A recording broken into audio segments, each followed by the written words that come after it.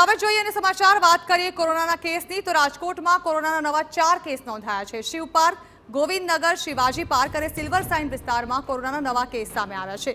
હાલ 4 દર્દીઓને home isolation હેઠળ રાખવામાં આવ્યા છે। દર્દીઓની ટ્રાવેલ હિસ્ટ્રી અંગે હજી સુધી કોઈ વિગત સામે નથી આવી। કોરોનાના વધતા કેસને જોતા સિવિલ હોસ્પિટલમાં ખાસ વોર્ડ તૈયાર કરાયો છે। 20 ઓક્સિજન બેડની પણ વ્યવસ્થા કરવામાં આવી છે। આ અંગે વધુ માહિતી સંવાદદાતા મોહિત ભટ્ટ આપી રહ્યા છે।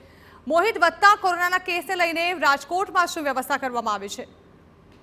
રાજકોટ મહાનગરપાલિકા દ્વારા જે પણ જગ્યાએ કોરોનાના પોઝિટિવ કેસ સામે આવી રહ્યા છે તે અંગેની ઝીણવટભરી તપાસ છે તે કરવામાં આવી રહી છે અને આજે કોરોનાના કેસ જે સામે આવી રહ્યા છે તેની સાથે જે પણ વ્યક્તિઓ સંપર્કમાં આવ્યા હોય તેમને પણ જરૂરી તકેદારી લેવા માટેની સૂચના છે તે રાજકોટ મહાનગરપાલિકા દ્વારા આપવામાં આવી રહી છે। બીજી તરફ જે સૌરાષ્ટ્રની સૌથી મોટી સિવિલ હોસ્પિટલ કે રાજકોટની સિવિલ હોસ્પિટલમાં જે કોરોનાને લઈને ખાસ વોર્ડ છે તે ઊભો કરવામાં આવ્યો છે, જેમાં 20 જેટલા ઓક્સિજન બેડ છે તે પણ તૈયાર છે તે રાખવામાં આવી છે। રાજકોટમાં જે 4 જેટલા નવા કેસ સામે આવ્યા છે જે શહેરના જે શિવ પાર્ક, ગોવિંદનગર વિસ્તાર, શિવાજી પાર્ક અને સિલ્વર સાઇન વિસ્તારમાં આ કોરોનાના પોઝિટિવ કેસ સામે આવે છે। જો કે રાહતના સમાચાર એ છે કે 4 દર્દીઓ છે તે અત્યારે હોમ આઇસોલેટ છે। જે રીતે કોરોનાના કેસ વધી રહ્યા છે તેને જોતા લોકોએ સાવચેત રાખવી ખૂબ જ જરૂરી છે અને જે પ્રકારે મિશ્ર ઋતુ આવી રહી જોવા મળી રહી છે તેની પણ ક્યાંક અસર થતી હોય તેવું અત્યારે સ્પષ્ટપણે લાગી રહ્યું છે।